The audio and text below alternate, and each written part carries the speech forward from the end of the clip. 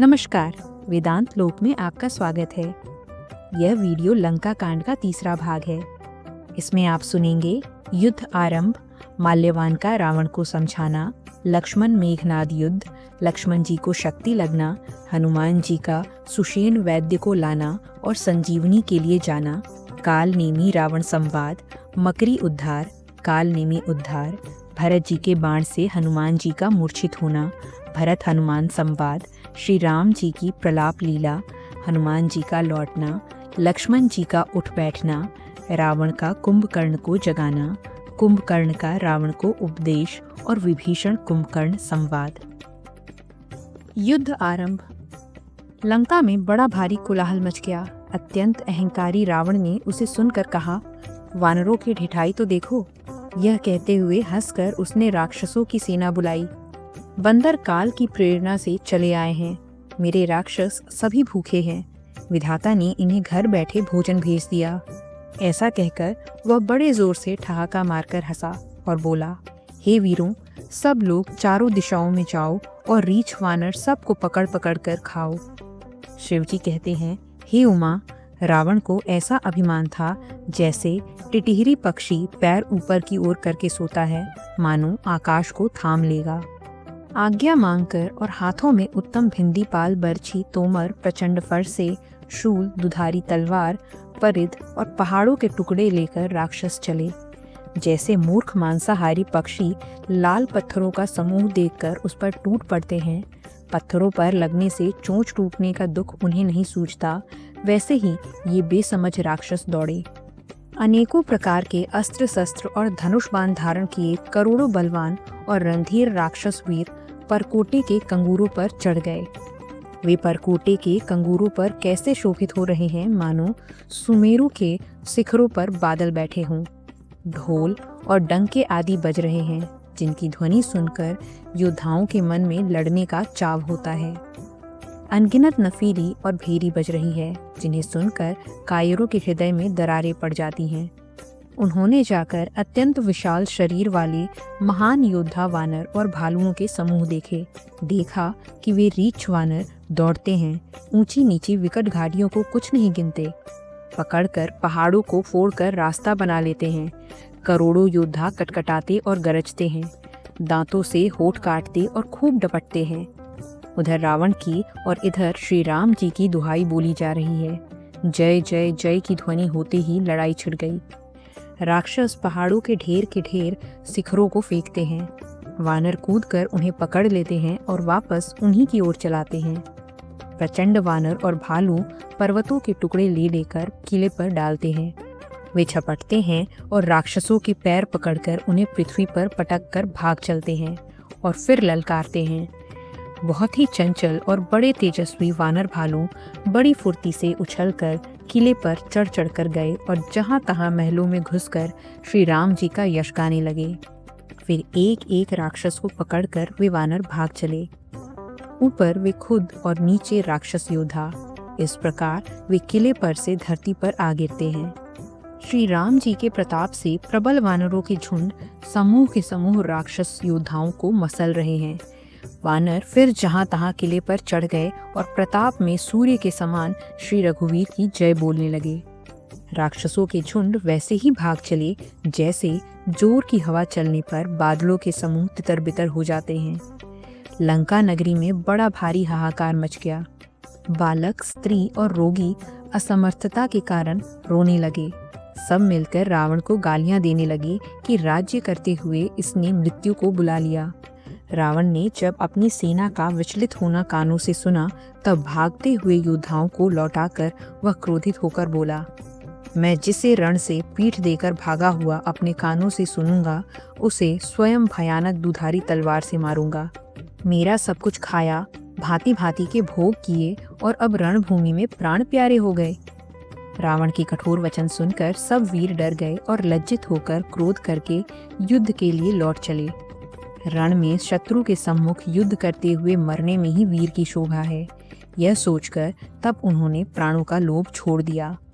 बहुत से अस्त्र शस्त्र धारण किए सब वीर ललकार ललकार कर भिड़ने लगे। उन्होंने परिधों और त्रिशूलों से मार मार कर सब रीछ वानरों को व्याकुल कर दिया। शिवजी कहते हैं, वानर भयातुर होकर भागने लगे। यद्यपि हे उमा, आगे चलकर वे ही जीतेंगे। कोई कहता है, अंगद हनुमान कहाँ हैं? बलवान नल नील और द्विविद कहाँ हैं? हनुमान जी ने जब अपने दल को भयभीत हुआ सुना, उस समय वे पश्चिम द्वार पर थे। वहां उनसे मेघनाद युद्ध कर रहा था। वह द्वार टूटता न था, बड़ी भारी कठिनाई हो रही थी। तब पवन पुत्र हनुमान जी के मन में बड़ा भारी क्रोध हुआ। वे काल के समान बड़े जोर से गरजे और कूदकर लंका के किले पर आ गए और पहाड़ लेकर मेघनाद की ओर दौड़े। रथ तोड़ डाला, सारथियों को मार गिराया और मेघनाद की छाती में लात मारी। दूसरा सारथी मेघनाद को व्याकुल जानकर उसे रथ में डालकर तुरंत घर ले आया। इधर अंगद ने सुना कि पवन पुत्र हनुमान किले पर अकेले ही गए हैं, तो रण में बाके बाली पुत्र वानर के खेल की तरह उछलकर किले पर चढ़ गए। युद्ध में शत्रुओं के विरुद्ध दोनों वानर क्रुद्ध हो गए। हृदय में श्री राम जी के प्रताप का स्मरण करके दोनों दौड़कर रावण के महल पर जा चढ़े और कौशल राज श्री राम जी की दुहाई बोलने लगे। उन्होंने कलश सहित महल को पकड़कर ढहा दिया। यह देखकर राक्षस राज रावण डर गया। सब स्त्रियां हाथों से छाती पीटने लगीं और कहने लगीं, अब की बार 2 उत्पाती वानर एक साथ आ गए। वानर लीला करके दोनों उनको डराते हैं और श्री रामचंद्र जी का सुंदर यश सुनाते हैं। फिर सोने के खंभों को हाथों से पकड़कर उन्होंने परस्पर कहा कि अब उत्पात आरंभ किया जाए। वे गरज कर शत्रु की सेना के बीच कूद पड़े और अपने भारी भुजबल से उनका मर्दन करने लगे। किसी की लात से और किसी की थप्पड़ से खबर लेते हैं और कहते हैं कि तुम श्री राम जी को नहीं भजते, उसका यह फल लो। एक को दूसरे से मसल डालते हैं और सिरों को तोड़कर फेंकते हैं। वे सिर जाकर रावण के सामने गिरते हैं और ऐसे फूटते हैं मानो दही के कूंडे फूट रहे हों। जिन बड़े बड़े प्रधान सेनापतियों को पकड़ पाते हैं, उनके पैर पकड़कर उन्हें प्रभु के पास फेंक देते हैं। विभीषण जी उनके नाम बतलाते हैं और श्री राम जी उन्हें भी अपना धाम दे देते हैं। ब्राह्मणों का मांस खाने वाले वे नरभोजी दुष्ट राक्षस भी वह परम गति पाते हैं जिनकी योगी भी याचना किया करते हैं, परंतु सहज में नहीं पाते। शिव जी कहते हैं, हे उमा, श्री राम जी बड़े ही कोमल हृदय और करुणा की खान हैं। वे सोचते हैं कि राक्षस मुझे वैर भाव से ही सही स्मरण तो करते ही हैं। ऐसा हृदय में जानकर वे उन्हें परम गति देते हैं। हे भवानी, कहो तो ऐसे कृपालु और कौन है? प्रभु का ऐसा स्वभाव सुनकर भी जो मनुष्य भ्रम त्याग कर उनका भजन नहीं करते, वे अत्यंत मंद बुद्धि और परम भाग्यहीन हैं। श्री राम जी ने कहा कि अंगद और हनुमान किले में घुस गए हैं। दोनों वानर लंका में विध्वंस करते हुए ऐसे शोभा देते हैं जैसे 2 मंदराचल समुद्र को मथ रहे हों। भुजाओं के बल से शत्रु की सेना को कुचलकर और मसलकर फिर दिन का अंत होता देखकर हनुमान और अंगद दोनों कूद पड़े और थकावट रहित होकर वहां आ गए जहां भगवान श्री राम जी थे। उन्होंने प्रभु के चरण कमलों में सिर नवाए। उत्तम योद्धाओं को देखकर श्री रघुनाथ जी मन में बहुत प्रसन्न हुए। श्री राम जी ने कृपा करके दोनों को देखा, जिससे वे श्रम रहित और परम सुखी हो गए। अंगद और हनुमान को गए जानकर सभी भालू और वानर वीर लौट पड़े। राक्षसों ने शाम के समय का बल पाकर रावण की दुहाई देते हुए वानरों पर धावा किया। राक्षसों की सेना आती देखकर वानर लौट पड़े और वे योद्धा जहां तहां कटकटाकर भिड़ गए। दोनों ही दल बड़े बलवान हैं। योद्धा ललकार ललकार कर लड़ते हैं, कोई हार नहीं मानते। सभी राक्षस महान वीर और अत्यंत काले हैं और वानर विशालकाय तथा अनेकों रंगों के हैं। दोनों ही दल बलवान हैं और समान बल वाले योद्धा हैं। वे क्रोध करके लड़ते हैं और वीरता दिखलाते हैं। राक्षस और वानर युद्ध करते हुए ऐसे जान पड़ते हैं मानो क्रमशः वर्षा और शरद ऋतु के बहुत से बादल पवन से प्रेरित होकर लड़ रहे हों। अकंपन और अतिकाय इन सेनापतियों ने अपनी सेना को विचलित देखा तो उन्होंने माया की। पल भर में अत्यंत अंधकार हो गया। खून, पत्थर और राख की वर्षा होने लगी। 10 दिशाओं में अत्यंत घना अंधकार देखकर वानरों की सेना में खलबली पड़ गई। कोई एक दूसरे को नहीं देख सकता और सब जहां तहां पुकार कर रहे हैं। श्री रघुनाथ जी सब रहस्य जान गए। उन्होंने अंगद और हनुमान को बुला लिया और सब समाचार कह समझाया। सुनते ही वे दोनों कपिश्रेष्ठ क्रोध करके दौड़े। फिर कृपालु श्री राम जी ने हंसकर धनुष चढ़ाया और तुरंत ही अग्निबाण चलाया, जिससे प्रकाश हो गया। कहीं अंधेरा नहीं रह गया। जैसे ज्ञान के उदय होने पर सब प्रकार के संदेह दूर हो जाते हैं। भालू और वानर प्रकाश पाकर श्रम और भय से रहित तथा प्रसन्न होकर दौड़े। हनुमान और अंगद रण में गरज उठे। उनकी हाँक सुनते ही राक्षस भाग छूटे। भागते हुए राक्षस योद्धाओं को वानर और भालू पकड़कर पृथ्वी पर दे मारते हैं और अद्भुत युद्ध कौशल दिखलाते हैं। पैर पकड़कर उन्हें समुद्र में डाल देते हैं। वहाँ मगर, सांप और मच्छ उन्हें पकड़ पकड़कर खा डालते हैं। कुछ मारे गए, कुछ घायल हुए, कुछ भागकर गढ़ पर चढ़ गए। अपने बल से शत्रु दल को विचलित करके रीछ और वानर वीर गरज रहे हैं। रात हुई जानकर वानरों की चारों सेनाएं वहां आ गईं जहां कौशलपति श्री राम जी थे। श्री राम जी ने ज्यों ही सबको कृपा करके देखा, त्यों ही ये वानर श्रम रहित हो गए। वहां लंका में रावण ने मंत्रियों को बुलाया और जो योद्धा मारे गए थे उन सबको सबसे बताया। उसने कहा, वानरों ने आधी सेना का संहार कर दिया। अब शीघ्र बताओ क्या विचार करना है। माल्यवान का रावण को समझाना। माल्यवान नाम का एक अत्यंत बूढ़ा राक्षस था।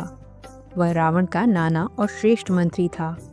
वह अत्यंत पवित्र नीति के वचन बोला, हे तात, कुछ मेरी सीख भी सुनो। जब से तुम सीता जी को हर लाए हो तब से इतने अपशगुन हो रहे हैं कि जो वर्णन नहीं किए जा सकते। वेद पुराणों ने जिनका यश गाया है उन श्री राम जी से विमुख होकर किसी ने सुख नहीं पाया। भाई हिरण्यकश्यपु सहित हिरण्याक्ष को और बलवान मधुकैटभ को जिन्होंने मारा था, वे ही कृपा के समुद्र भगवान राम रूप से अवतरित हुए हैं, जो काल स्वरूप हैं। दुष्टों के समूह रूपी वन के भस्म करने वाले अग्नि हैं, गुणों के धाम और ज्ञान धन हैं।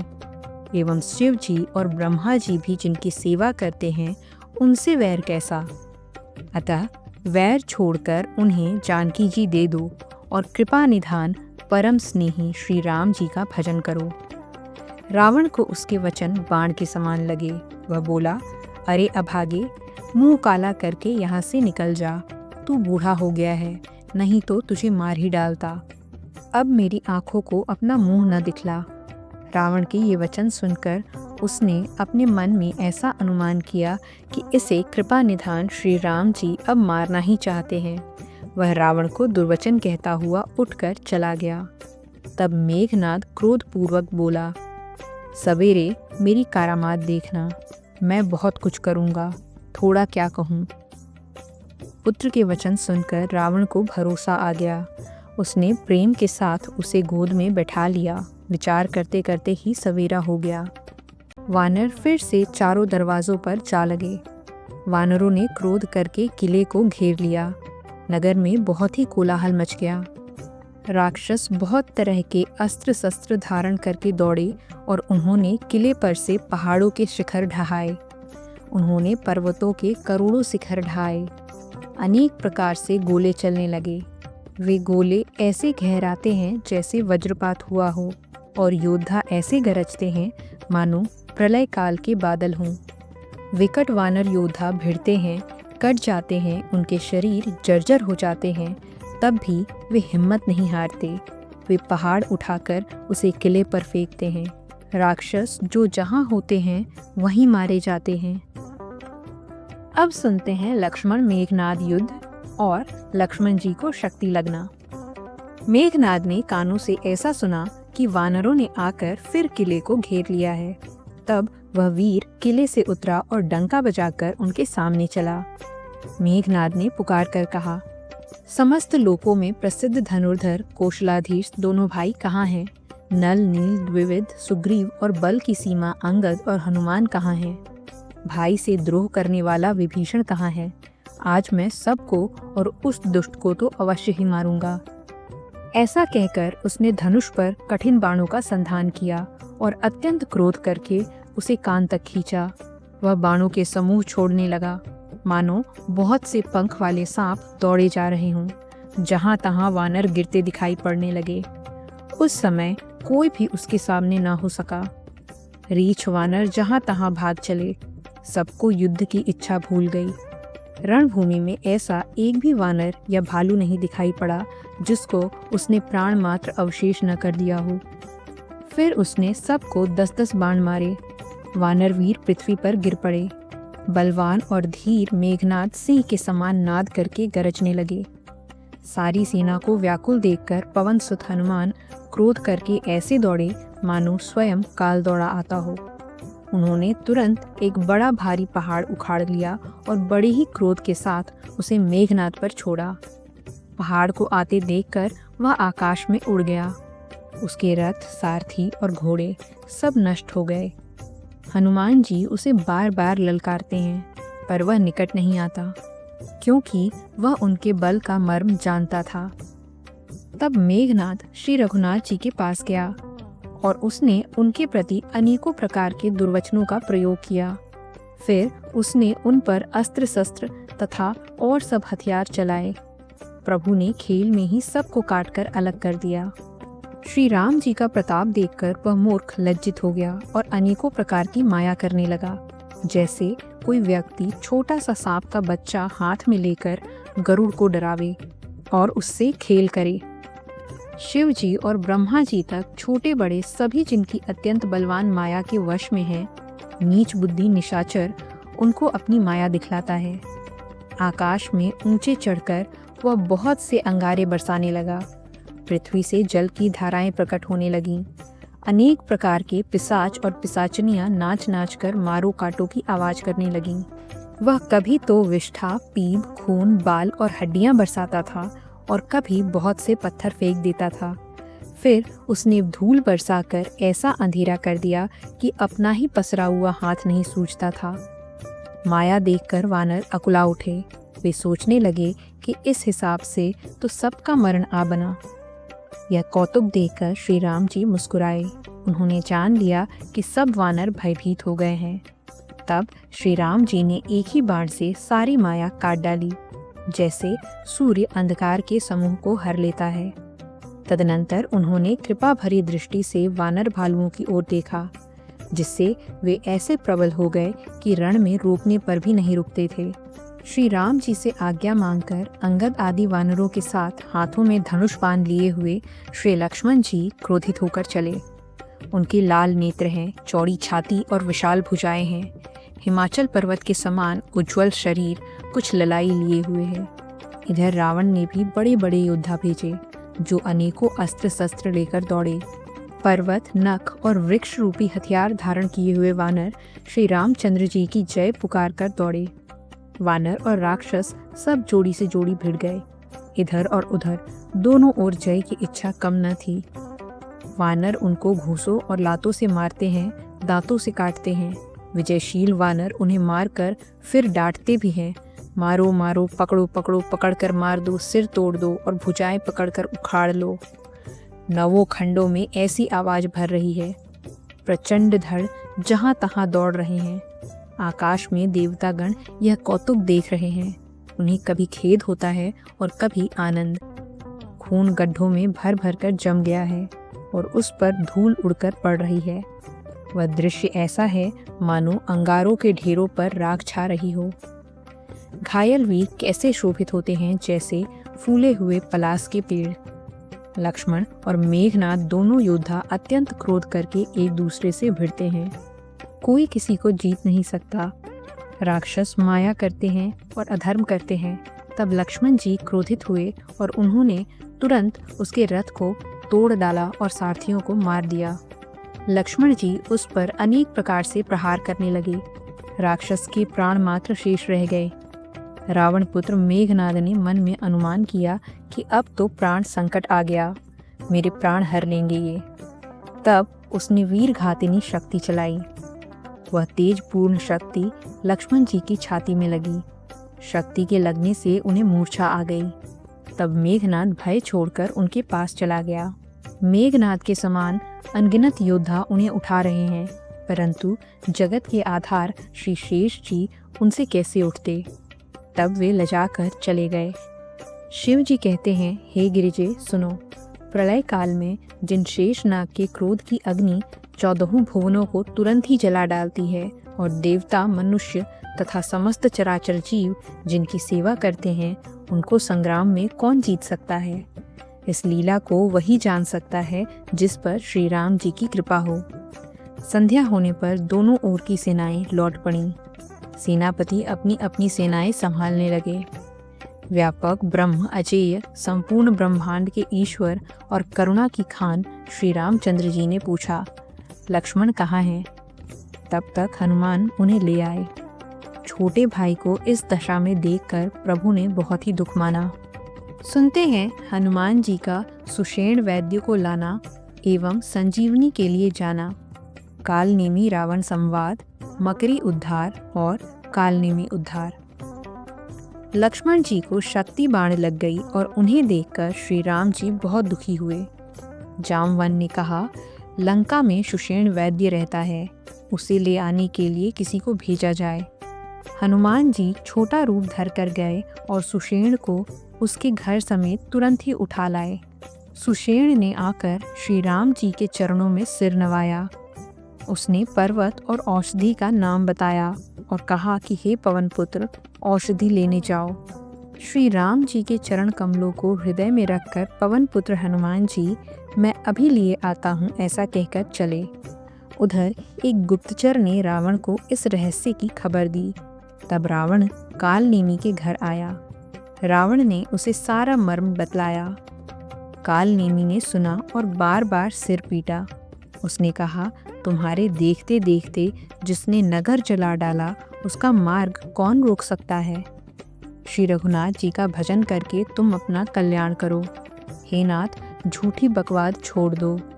नेत्रों की आनंद देने वाले नील कमल के समान सुंदर श्याम शरीर को अपने हृदय में रखो।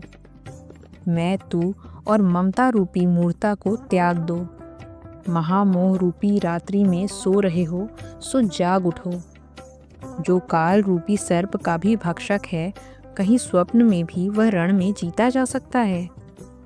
उसकी ये बात सुनकर रावण बहुत ही क्रोधित हुआ। तब कालनेमी ने मन में विचार किया कि इसके हाथ से मरने की अपेक्षा श्री राम जी के दूत के हाथ से ही मरूं तो अच्छा है। यह दुष्ट तो पाप समूह में रत है। वह मन ही मन ऐसा कहकर चला और उसने मार्ग में माया रची, तालाब, मंदिर और सुंदर बाग बनाया। हनुमान जी ने सुंदर आश्रम देखा तो सोचा कि मुनि से पूछकर जल पी लूं, जिससे थकावट दूर हो जाए।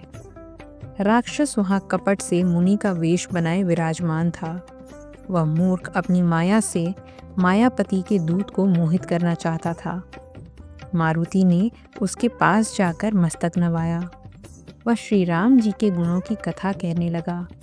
वह बोला, रावण और राम में महान युद्ध हो रहा है। राम जी जीतेंगे, इसमें संदेह नहीं है। हे भाई, मैं यहाँ रहता हुआ ही सब देख रहा हूँ। मुझे ज्ञान दृष्टि का बहुत बड़ा बल है। हनुमान जी ने उससे जल मांगा तो उसने कमंडलू दे दिया। हनुमान जी ने कहा, थोड़े से जल से मैं तृप्त नहीं होता। तब वह बोला, तालाब में स्नान करके तुरंत लौट आओ, मैं तुम्हें दीक्षा दूं, जिससे तुम ज्ञान प्राप्त करो। तालाब में प्रवेश करते ही एक मगरी ने अकुलाकर उसी समय हनुमान जी का पैर पकड़ लिया। हनुमान जी ने उसे मार डाला। तब वह दिव्य देह धारण करके विमान पर चढ़कर आकाश को चली। उसने कहा, हे वानर, मैं तुम्हारे दर्शन से पाप रहित हो गई। हे तात, श्रेष्ठ मुनि का शाप मिट गया। हे कपि, यह मुनि नहीं है, घोर निशाचर है, मेरा वचन सत्य मानो। ऐसा कहकर ज्यों ही वह अप्सरा गई, त्यों ही हनुमान जी निशाचर के पास गए।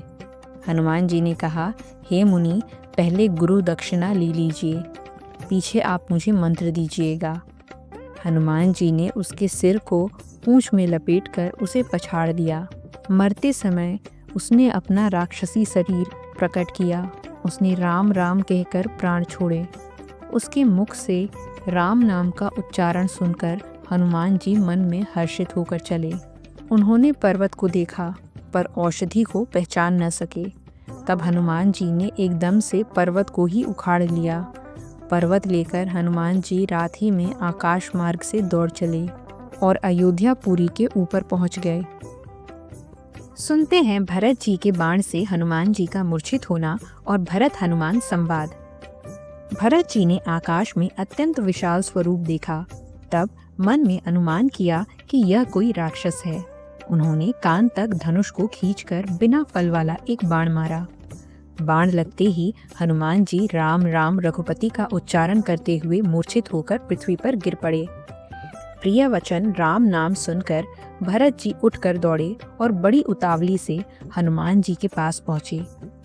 हनुमान जी को व्याकुल देखकर उन्होंने हृदय से लगा लिया।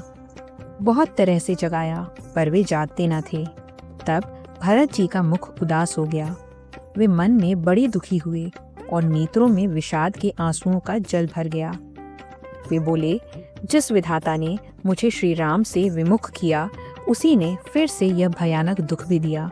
यदि मन वचन और शरीर से श्री राम जी के चरण कमलों में मेरा निष्कपट प्रेम हो और यदि श्री रघुनाथ जी मुझ पर प्रसन्न हो तो यह वानर थकावट और पीड़ा से रहित हो जाए। यह वचन सुनते ही कपिराज हनुमान जी कौशलपति श्री रामचंद्र जी की जय हो कहते हुए उठ बैठे। भरत जी ने हनुमान जी को हृदय से लगा लिया। उनका शरीर पुलकित हो गया और नेत्रों में आनंद और प्रेम के आंसुओं का जल भर गया। रघुकुल तिलक श्री रामचंद्र जी का स्मरण करके भरत जी के हृदय में प्रीति समाती न थी। भरत जी बोले, हे तात, छोटे भाई लक्ष्मण तथा माता जानकी सहित सुख निधान श्री राम जी की कुशल कहो। हनुमान जी ने संक्षेप में सब कथा कही। सुनकर भरत जी दुखी हुए और मन में पछताने लगे। हा देव, मैं जगत में क्यों जन्मा, प्रभु के एक भी काम न आया। फिर विपरीत समय जानकर मन में धीरज धरकर भरत जी हनुमान जी से बोले, हे तात, तुमको जाने में देर होगी और सवेरा होते ही काम बिगड़ जाएगा।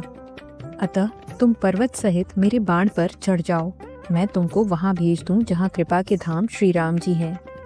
भरत जी की यह बात सुनकर एक बार तो हनुमान जी के मन में अभिमान उत्पन्न हुआ कि मेरे बोझ से बाण कैसे चलेगा, किंतु फिर श्री रामचंद्र जी के प्रभाव का विचार करके वे भरत जी के चरणों की वंदना करके हाथ जोड़कर बोले, हे नाथ, हे प्रभु, मैं आपका प्रताप हृदय में रखकर तुरंत चला जाऊंगा। ऐसा कहकर आज्ञा पाकर और भरत जी के चरणों की वंदना करके हनुमान जी चले। भरत जी के बाहुबल, शील, गुण और प्रभु के चरणों में अपार प्रेम की मन ही मन बारंबार सराहना करते हुए श्री हनुमान जी चले जा रहे हैं। अब सुनते हैं श्री राम जी की प्रलाप लीला, हनुमान जी का लौटना और लक्ष्मण जी का उठ बैठना। वहाँ लक्ष्मण जी को देखकर श्री राम जी साधारण मनुष्यों के समान वचन बोले, आधी रात बीत चुकी, हनुमान नहीं आए। ये कहकर श्री राम जी ने छोटे भाई लक्ष्मण जी को उठाकर हृदय से लगा लिया और बोले, हे भाई, तुम मुझे कभी दुखी नहीं देख सकते थे। तुम्हारा स्वभाव सदा से ही कोमल था। मेरे हित के लिए तुमने माता पिता को छोड़ दिया और वन में जाड़ा, गर्मी और हवा सब सहन किया। हे भाई, वह प्रेम अब कहाँ गया? मेरे व्याकुलता पूर्ण वचन सुनकर उठते क्यों नहीं? यदि मैं जानता कि वन में भाई का बिछोह होगा तो मैं पिता का वचन, जिसका मानना मेरे लिए परम कर्तव्य था, उसे भी न मानता। पुत्र, धन, स्त्री, घर और परिवार ये जगत में बार बार होते और जाते हैं, परंतु जगत में सहोदर भाई बार बार नहीं मिलता। हृदय में मेरा विचार कर हे तात जागो। जैसे पंख बिना पक्षी, मणि बिना सर्प और सूढ़ बिना श्रेष्ठ हाथी अत्यंत दीन हो जाते हैं, हे भाई, यदि कहीं जड़ दैव मुझे जीवित रखें तो तुम्हारे बिना मेरा जीवन भी ऐसा ही होगा। स्त्री के लिए प्यारे भाई को खोकर मैं कौन सा मुंह लेकर अवध जाऊंगा। मैं जगत में बदनामी भले ही सह लेता कि राम में कुछ भी वीरता नहीं है जो स्त्री को खो बैठे। स्त्री की हानि से इस हानि को देखते कोई विशेष क्षति नहीं थी। अब तो हे पुत्र, मेरा निष्ठुर और कठोर हृदय यह अपयश और तुम्हारा शोक दोनों ही सहन करेगा। हे तात, तुम अपनी माता के एक ही पुत्र और उसके प्राणाधार हो। सब प्रकार से सुख देने वाला और परम हितकारी जानकर उन्होंने तुम्हें हाथ पकड़कर मुझे सौंपा था। अब मैं उन्हें जाकर क्या उत्तर दूंगा? हे भाई, तुम उठकर मुझे समझाते क्यों नहीं? सोच से छुड़ाने वाले श्री राम जी बहुत प्रकार से सोच रहे हैं। उनके कमल की पंखुड़ी के समान नेत्रों से विषाद के आंसुओं का जल बह रहा है। शिव जी कहते हैं, हे उमा, श्री रघुनाथ जी अद्वितीय और अखंड हैं। भक्तों पर कृपा करने वाले भगवान ने लीला करके मनुष्य की दशा दिखलाई है। प्रभु के लीला के लिए किए गए प्रलाप को कानों से सुनकर वानरों के समूह व्याकुल हो गए। इतने में ही हनुमान जी आ गए, जैसे करुणा रस में वीर रस का प्रसंग आ गया हो। श्री राम जी हर्षित होकर हनुमान जी से गले लगकर मिले। प्रभु परम सुजान और अत्यंत ही कृतज्ञ है। तब वैद्य ने तुरंत उपाय किया, जिससे लक्ष्मण जी हर्षित होकर उठ बैठे। प्रभु भाई को हृदय से लगाकर मिले। भालू और वानरों के समूह सब हर्षित हो गए। फिर हनुमान जी ने वैद्य को उसी प्रकार वहां पहुंचा दिया जिस प्रकार वे उसे लेकर आए थे। रावण का कुंभकर्ण को जगाना, कुंभकर्ण का रावण को उपदेश और विभीषण कुंभकर्ण संवाद। लक्ष्मण के मूर्छा खत्म होने और उनके उठने की खबर जब रावण ने सुना, तब उसने अत्यंत विषाद से बार बार सिर पीटा। वह व्याकुल होकर कुंभकर्ण के पास गया और बहुत से उपाय करके उसने उसको जगाया। कुंभकर्ण जागकर उठ बैठा। वह ऐसा दिखाई देता है मानो स्वयं काल ही शरीर धारण करके बैठा हो। कुंभकर्ण ने पूछा, हे भाई, कहो तो तुम्हारे मुख सूख क्यों रहे हैं? उस अभिमानी रावण ने उससे जिस प्रकार से वह सीता को हर लाया था, तब से अब तक की सारी कथा कही। फिर कहा, हे तात, वानरों ने सब राक्षस मार डाले, बड़े बड़े योद्धाओं का भी संहार कर डाला। दुर्मुख, देवांतक, नरांतक, भारी योद्धा अतिकाय और अकंपन तथा महोदर आदि दूसरे सभी वीर रणभूमि में मारे गए। तब रावण के वचन सुनकर कुंभकर्ण बिलक कर बोला, हे मूर्ख, जगत जननी जानकी को हर लाकर अब तू कल्याण चाहता है। हे राक्षसराज, तूने अच्छा नहीं किया, अब आकर मुझे क्या जगाया? हे तात, अब भी अभिमान छोड़कर श्री राम जी को भजो तो कल्याण होगा। हे रावण, जिनके हनुमान सरीखे सेवक हैं, वे श्री रघुनाथ जी क्या मनुष्य हैं? हाय भाई, तूने बुरा किया जो पहले ही आकर मुझे यह हाल नहीं सुनाया। हे स्वामी, तुमने उस परम देवता का विरोध किया जिसके शिव, ब्रह्मा आदि देवता सेवक हैं। नारद मुनि ने मुझसे जो ज्ञान कहा था वह मैं तुझसे कहता, पर अब तो समय जा चुका। हे भाई, अब तो अंतिम बार जी भरकर मुझसे मिल ले, मैं जाकर अपने नेत्र सफल करूं। तीनों तापों को छुड़ाने वाले श्याम शरीर कमल नेत्र श्री राम जी के जाकर दर्शन करूं। श्री रामचंद्र जी के रूप और गुणों को स्मरण करके वह एक क्षण के लिए प्रेम में मगन हो गया। फिर रावण ने करोड़ों घड़े मदिरा और अनेकों भैंसे मंगवाए। भैंसे खाकर और मदिरा पीकर वह वज्रघात के समान गरजा। मद से चूर, रण के उत्साह से पूर्ण कुंभकर्ण किला छोड़कर चला। सेना भी साथ नहीं ली। उसे देखकर विभीषण आगे आए और उसके चरणों में गिरकर अपना नाम सुनाया। छोटे भाई को उसने उठाकर हृदय से लगा लिया और श्री रघुनाथ जी का भक्त जानकर वो उसके मन को प्रिय लगा। विभीषण ने कहा, हे तात, परम हितकर सलाह और विचार कहने पर रावण ने मुझे लात मारी। उसी ग्लानि के मारे मैं श्री रघुनाथ जी के पास चला आया। दीन देखकर प्रभु के मन को मैं बहुत प्रिय लगा। कुंभकर्ण ने कहा, सुन, रावण तो काल के वश हो गया है, उसके सिर पर मृत्यु नाच रही है।